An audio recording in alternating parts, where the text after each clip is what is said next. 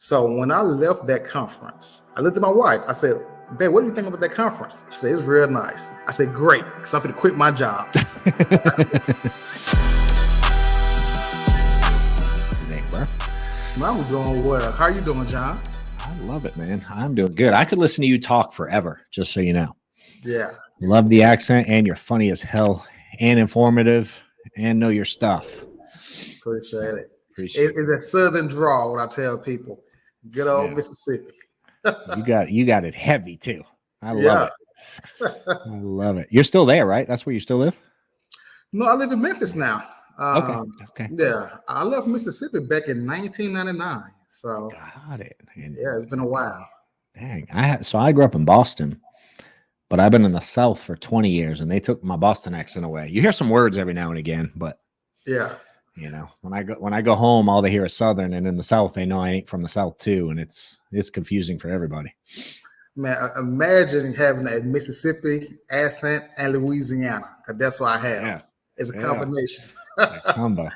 Uh-huh. I love it. Well, John is a beast. Come from a, I guess, corporate world background, similar to me in a sense. Working for people for a while, got into the insurance industry. Now with Symmetry, run your own agency, sell a bunch of insurance, and certainly watch you teaching a lot of people, building your brand, out speaking at events, doing lots of big things. So yeah, would love for you to kind of start sharing some of certainly the journey.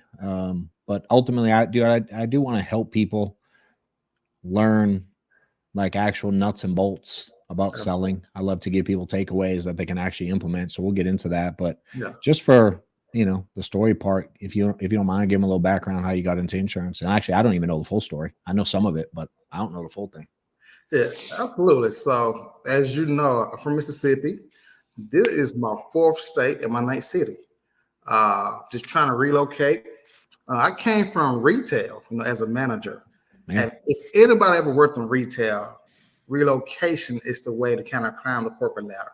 So yeah, y'all got to be willing to relocate every year or every 2 years. So I became like a nomad. Like every 2 years, I'm in a different city in a different state. But since 2010, I'd have been in Memphis. My last stint was with AT&T as one of their managers.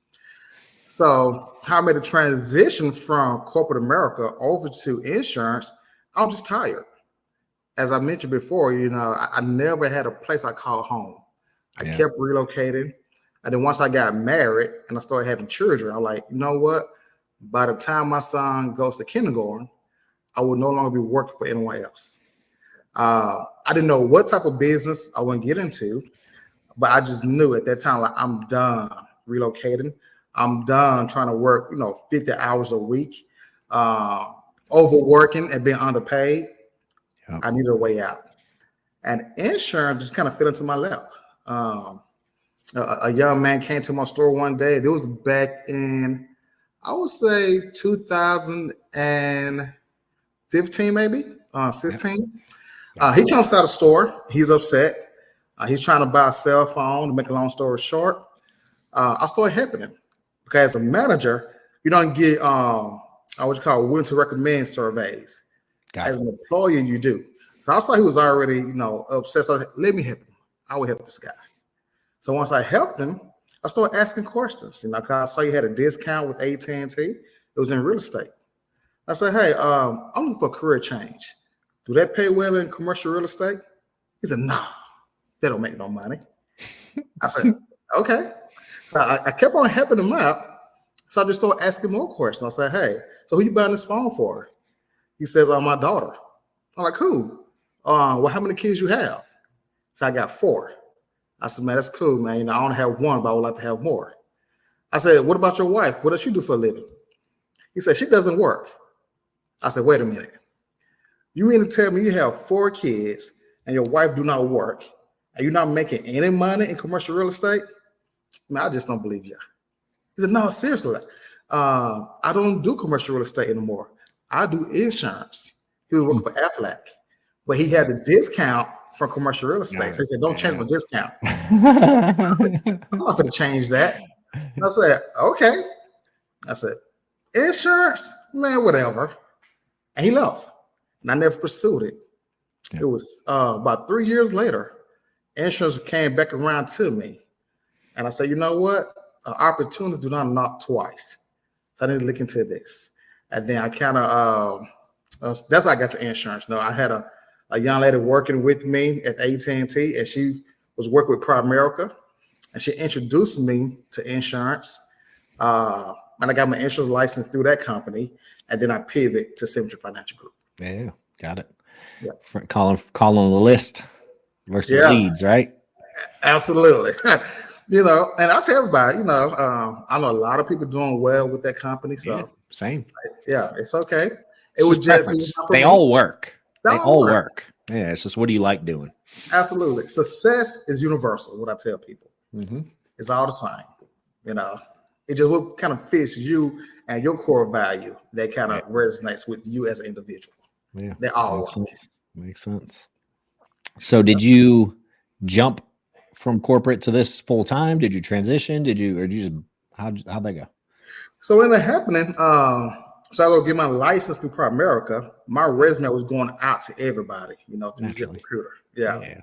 And my mentor, Jason Hayes, he found my resume. He was working with Signature Financial Group. He passed away, unfortunately, now.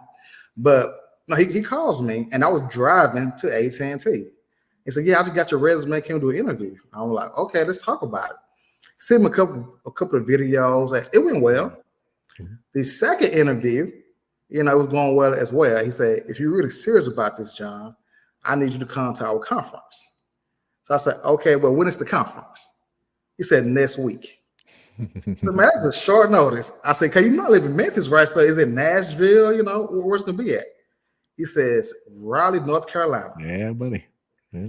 I said, "You want me to drive 13 hours on a 5-day notice to go to a conference? I don't even know you." And he says, "Well, you can fly." So I said, "You got jokes." But he said something that kind of, sparked my interest.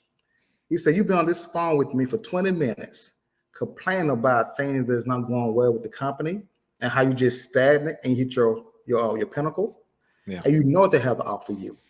Why don't you come and see what we got to offer you? Then that way you can have an educated decision if you want to do this or not." That made sense to me. So my wife and I, we drove.